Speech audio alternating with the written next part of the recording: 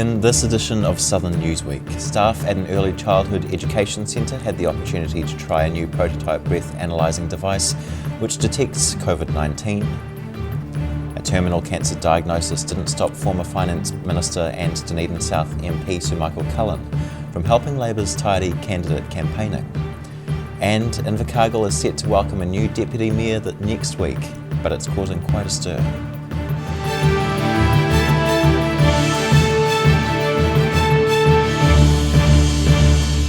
Tēnā koutou katoa, ngā mihi o te ahi nei, kia ora. I'm Simon Anderson. A prototype breath analysing device which can instantly detect COVID-19 has been described as a game changer. Hoping to bring the COVID breath tester to New Zealand, two businessmen were in Dunedin last week, giving staff at an early childhood education centre the chance to try the device. A test for COVID-19 could soon just be a breath of air away. Two New Zealand businessmen are hoping they can bring an internationally developed COVID breathalyser to the country by the end of the year. John Rawcliffe and Raymond Neal from Boskin Science were in Dunedin on Friday, demonstrating the device on teachers at the Jade Star Childcare Centre in Caversham. It's a simple test in that you blow into a device, very much so like a breathalyser, but this is called a breath analyser. So it analyses your breath. Let's call it VOCs, volatile organic matters, compounds. Developed in Finland, the makers of the device say it will be an easier and less intrusive way of testing for the COVID-19 virus. And Rawcliffe says, if approved by the American Food and Drug Administration, it could deliver results immediately, rather than the 12 to 24 hours it takes now with the swab test.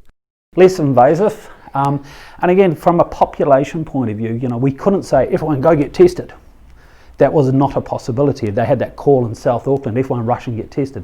We can't do that. But with this device, if you look at a population, you can control populations by geographical areas or whatever, and you can say, well, we can test everybody. Rawcliffe says eventually the machine could be used at the New Zealand border or even at doorways to high community spread areas, such as schools and workplaces, and could be used to test a person before they entered. So here is a key point of contact with children at a school and teachers. So here's a potential for a school or at the border or wherever, there you can actually test a person before they get on site. Pending FDA approval, the pair hope the device will be widely available in New Zealand as early as next month. In Dunedin, The South Today. A terminal cancer diagnosis could not stop a Labour stalwart hitting the street corner for his party. Former Finance Minister and Dunedin South MP Sir Michael Cullen was in Mosgiel recently at a street corner meeting for his Labour candidate Ingrid Leary.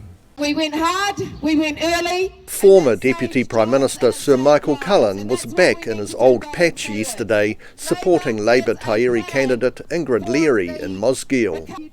Cullen, who was MP for St Kilda and Dunedin South in the 80s and 90s, says he's enjoyed visiting the South again. But every time I come down to Dunedin, I think, I wish my wife liked colder weather. Because we live up in the Eastern Bay of Plenty, and I'd actually much rather live here. But he's not very pleased with the latest boundary changes to his old electorate. Well, I think the boundary changes have created a, shall we say, a more interesting electorate. Personally, I was pretty annoyed that they took the peninsula out of the old Dunedin South seat, and I don't think that was really necessary. I think they could have found a better answer than that. But, Ingrid has got the job of going from Balclutha up to, sort of around the outside of the new Dunedin seat. So it's a very much bigger seat than the St Kilda one that I first represented, which stopped at the top of Caversham. And then went down the peninsula, so it was pretty nice and easy. Cullen was diagnosed earlier this year with stage 4 small cell lung cancer, which has also spread to his liver. He says he'll be voting yes in the euthanasia referendum. This isn't compulsory euthanasia that we're talking about. This is voluntary, people choosing, and doctors won't be forced. And if there's any suspicion that people are being lent on, then the doctor has to stop the process. So there's a lot of safeguards in the legislation. Selected public polling booths are already open for the general election. In Mosgiel, The South Today. We went hard, we went early. Invercargill is set to welcome a new deputy mayor in spite of rumblings that he may not be everybody's first pick. Mayor Tim Shadbolt has chosen outspoken first-term city councillor Nobby Clark to assume the role and has hinted there may be some councillors trying to undermine his decision. Troubles at the Invercargill City Council look set to continue with the Mayor's choice for his new deputy. Invercargill Mayor Sir Tim Shadbolt has picked outspoken councillor Nobby Clark to be his new deputy, replacing outgoing Deputy Mayor Tony Biddle. Clark says he's well aware he may not be everybody's first choice, but he's pleased to have been shoulder tapped. I suspect some of my colleagues will not be pleased with the appointment. They have no choice really. The law under which we operate and the standing orders which council operates under gives the mayor an ultimate power to appoint a deputy mayor. Mm-hmm. So it's not up for discussion. He's made his choice. He's got to have somebody that he feels comfortable with, somebody that can help do the work of leadership. So I'm up for that. Clark will take over from Biddle, whose final day is next Tuesday. Biddle accepts the intensity of the role in the last 12 months has been difficult, with her resignation coming amid a probe into the council by the Department of Internal Affairs, raising concerns around significant conflict. In spite of the pressures of the role, though, Clark says he is up to the job and wants to support Mayor Shadbolt, who is starting to slow down. There's no secret that Tim's slowing down, but people knew that before the last election, and he got a significant majority. So people are okay with that. They know he's an icon, I guess, been knighted for his service, very long service towards the community, and particularly the Invercargill community. But he's only one vote at the end of the day on council business. So I'm prepared to do some extra work. I don't see it as his role and my role. Traditionally those roles have been quite separate, and the mayor's been the front and the deputy's been very much just a reliever when need be. But more is required now, and I'm happy to step up to the plate and do that. However, while Clark acknowledges he'll take on more roles than usual for a deputy mayor, he says there are no goals of him becoming mayor. I'm not a risk to Tim in that area because I have no aspirations at all to ever be a mayor. I just want to support us over the next 2 years, get the council onto a good footing, and then at the next elections, people other than me can put their names forward for mayor, and we'll see where that pans out. Clark says ultimately, though, it's about serving the city. This is not about Tim, and it's not about me, and it's not about whether I like other councils or they like me. This is all about getting tangible outcomes for ratepayers. Nothing more, nothing less. While the mayor has the power to choose his own deputy without the approval of council, there is a possibility councillors could push for a vote of no confidence in Clark.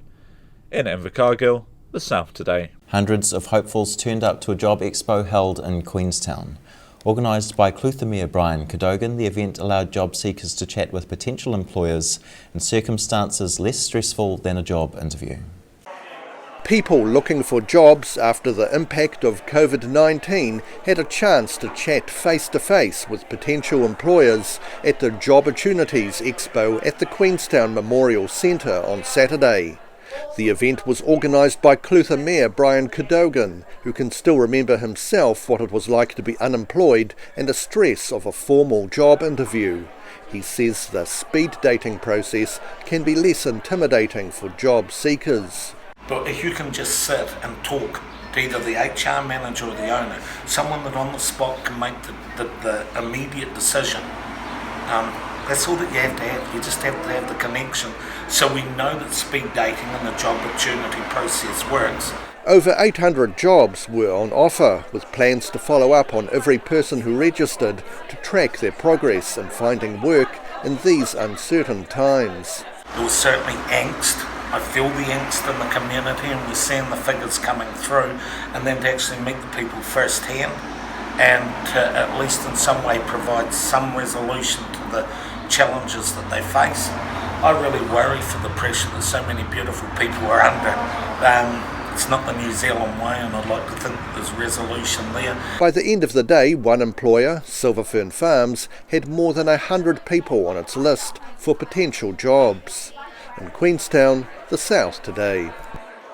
Coming up on Southern Newsweek, the Invercargill Hop and Vine Festival finally went ahead after months of delays and economic troubles, and 24 university students will take part in a study on how to live more sustainably with their eco-friendly flat. Ka kite a koe nei.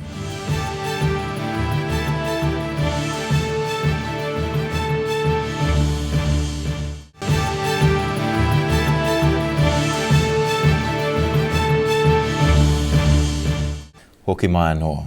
Southerners hopped into a beer and wine festival last weekend in spite of Hop and Vine experiencing a 6-month COVID-19 related delay and losing more than $20,000. Organisers are happy it finally went ahead.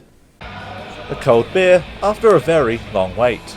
After 6 months of COVID-19 related delays, Invercargill's Hop and Vine organiser Kevin Downey is happy the wait is finally over. We're 1 week away from ready to go, so we've done all the planning, bought all these things, and unfortunately we had to cancel at the very last minute because of COVID. So everyone's so happy to get back and partying again, so it's been such a long time. Coronavirus disruption wasn't enough for the event to deal with.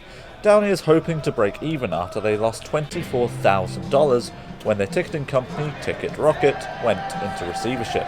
And we had a bit of a disaster with our ticket company going bust, and we lost $24,000 through that. So we were basically hoping we get a lot of walk-ups today. If we get 400 walk-ups today, which we're hopefully going to get, we can actually break even, and then we're going to get back to things next year.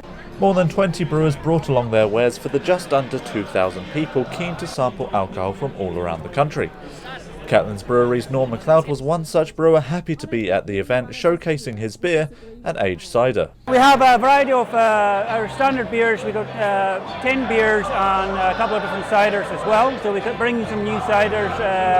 They've already been brewed, but they've got to age about 6 months.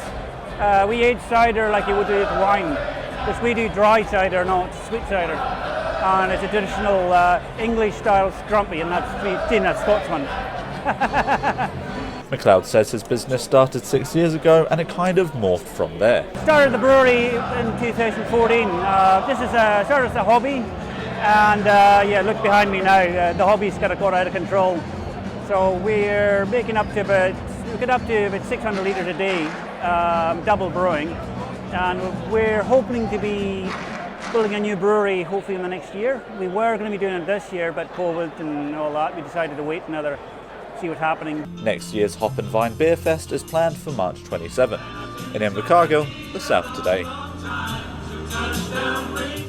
A Dunedin businessman recognises the value of a seaweed classified as an unwanted organism by the Ministry for Primary Industries. Southern Clams, which has harvested the plant for the last 4 years, want government restrictions lifted to satisfy increasing customer demand. It may not look like a gold mine, but Southern Clams director Roger Belton says the prolific seaweed, Undaria pinnatifida, is a largely untapped resource. We're very unfortunate because this so-called problem is propagating throughout the coast, and those areas we cannot remove it from because our permit has got a condition on it. The conditions include only taking it from artificial surfaces such as ropes, buoys and wharves, despite it being widespread in Otago and Southland. Belton believes the weed was introduced to Aotearoa about 35 years ago and says it doesn't make sense that the Department of Conservation can remove the weed, but his business can't. It's quite absurd because DOC can remove it, but puts it to waste. So good taxpayer money goes into the rubbish tip, whereas we could be using our time and our resources to develop a really valuable product for New Zealand. All the attempts to eradicate Undaria have been resoundingly unsuccessful, and he says the Ministry for Primary Industries policy is now around controlling it. Southern Clams has been harvesting the seaweed known as wakame from Otago Harbour since getting a permit in 2016. You may be familiar, of course, with wakame, which you get in much of Japanese cuisine. Yeah. And also the crunchy salads that we get in Japanese restaurants and things. But there are other products as well, including bioextract products, which have got a lot of potential. Belton says harvesting involves cutting off the reproductive organ, known as the sporophyte, and taking it, as well as the blade or the long leafy parts. The holdfast, the part that clings to whatever surface the weed is hanging off, is left. He says the Otago Harbour isn't among the few areas where harvesting is allowed. There are only 4 areas in New Zealand where it's possible to have a permit, and they're all further north. The Ministry for Primary Industries says it only allows Undaria farming from selected heavily infested areas, describing Undaria as an unwanted organism under the Biosecurity Act. In Dunedin, the South Today. The first planting of a welcome forest began in Queenstown last Saturday. The initiative is designed to help immigrants connect with their new home. This dry patch of felled pine trees in Jardine Park in Queenstown's Kelvin Heights is set to become a verdant forest, thanks to a tree planting program which began on Saturday. Project Crimson Chairman Joris de Vries says it's hoped the Welcome Forest will allow people to symbolically plant their roots in Queenstown. Well, it's basically creating a place where migrants or newcomers to a region or a district can put down roots, it's a kind of investment in the place for them, but at the same time it's an opportunity for the community to acknowledge and welcome migrants and newcomers. The forest will eventually number 1,000 native trees, which include kowhai, matai, mountain beech and cabbage trees, all donated by Z Energy. We've had people from really all over, Argentina, India, China, the Philippines, Brazil, Ireland, America. It's been interesting to see just how many people here are migrants and who've really valued the opportunity to help create this forest, which we hope will go on for many, many years to come. The forest will be looked after by the Wakatipu Reforestation Trust and is strongly supported by the local council. De Vries says he's hoping this initiative will be duplicated across the country. This will really stand as a challenge to other areas, other councils, other communities to do the same all over New Zealand. The vision is to essentially have a national welcome forest with local forests around the country.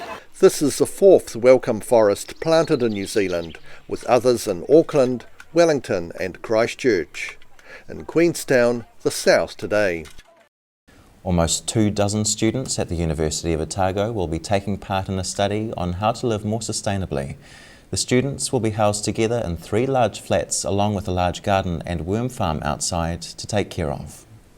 This backyard lawn behind a Dunedin student flat is set to be turned into an environmentally friendly garden over summer, so that Juicy Barron and her flatmates can practice living in a more sustainable way next year. Yeah, so there's going to be a garden and a worm farm and compost and everything like that to obviously be a more of a sustainable living area, like in Dunedin flats, which is quite interesting. I think it'd be really, really cool. The flat and garden are owned by the University of Otago, with the University's Sustainability Office hoping the tenants will compost, recycle, be energy efficient, grow their own food and lead active and healthy lives. Barron and her flatmates will get a discount on the cost of accommodation by letting various researchers from departments such as physics, geography and the Otago Business School study how they cope with their environmentally friendly lifestyle. So I think, they're doing some research and they're writing a research paper, I think, on basically it's a little bit of a live-in lab, a bit of a guinea pig kind of thing. Barron's already a keen gardener and says she's looking forward to establishing this garden while still being a student. Flats are quite small, a little bit scummy, depending on where you are. So it's kind of, it's hard to have a garden and do all these sustainable things, which I think is really important for the earth, but just it's kind of hard to make your mark as a student. A total of 20 students will be involved in the initiative when it starts next year. In Dunedin, the South Today.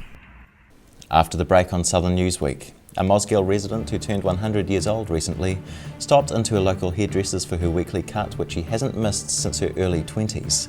And speaking of time in the barber's chair, the 53rd annual Waimati Spring Shears competition was held last week.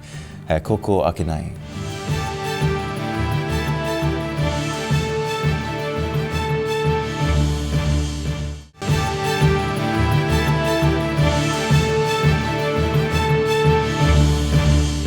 No mai anō. About 100 vintage trucks from around New Zealand have converged on Dunedin as part of a southern convoy. The South Island Classic Truck Run has brought more than 90 trucks to the south for the first time in 2 years. About 100 vintage trucks are rattling around to the south as part of a southern convoy, which only happens every couple of years. So this year it's the lower South Island. 2 years ago we did a long lap of the North Island.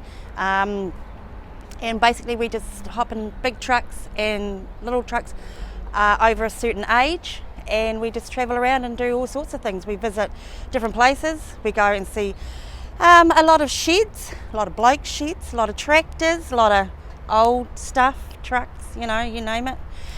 We go and look around quarries and just anything of interest on the way. Wanaka-based participant Kerry Lott has been taking part in the run for about a decade and says there is a great sense of camaraderie amongst those taking part. When we're travelling in convoy, yeah, it's pretty impressive to see all these trucks. I'm not sure exactly how many are on the run. Someone said about 98, I think, and they're from the top of the North Island all the way down to probably the bottom of the south. Lott says they all went to dinner at Larnax Castle last night and are looking forward to getting on the road this morning for a trip through central Otago before going further afield. We're heading up to Alex. We're going to go through the Clyde Dam, down to Mandeville to look at the Mandeville Airport, up to Balclutha to look at a couple of things, and then we are going to Invercargill for 3 days. We'll probably go around Richardson's Museum, it's a must. Some might zip over to Stewart Island that haven't been, and then we go to Te Anau and finish in, and we finish up at Wanaka at Central Machine Hire's big tractor shed for our last dinner. The tour visits the south of the South Island roughly every 4 years. In Dunedin, the South Today. A Mosgiel resident who turned 100 last week wasn't going to let festivities get in the way of her weekly haircut. Living independently since her early 20s, Eileen Pratt has never missed an important appointment.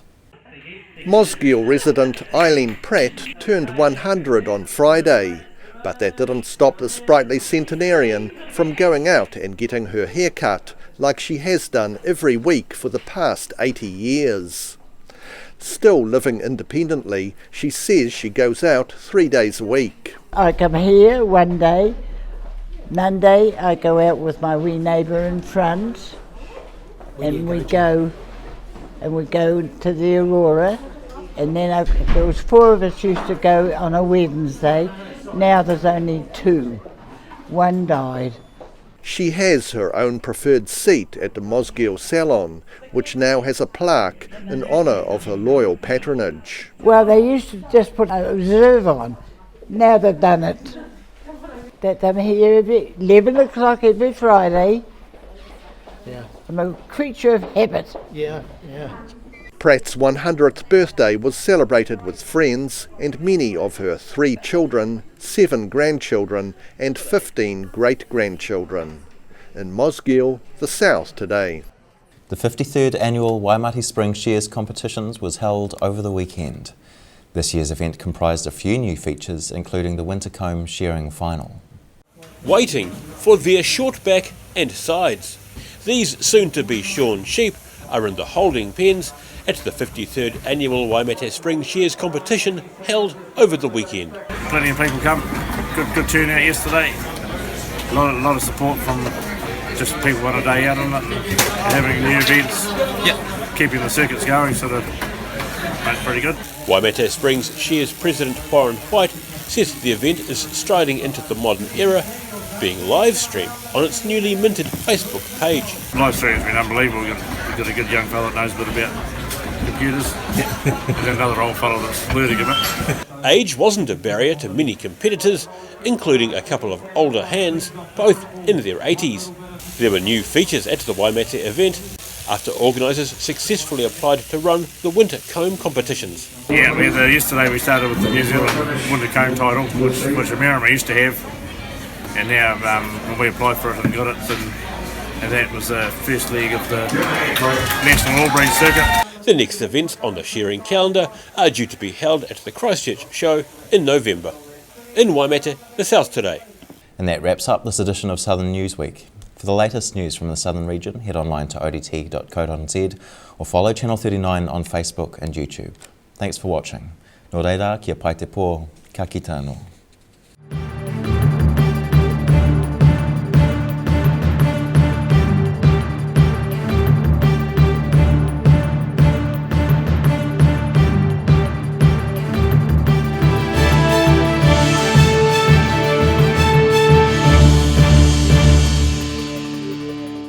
Supporting local content so you can see more of New Zealand on air.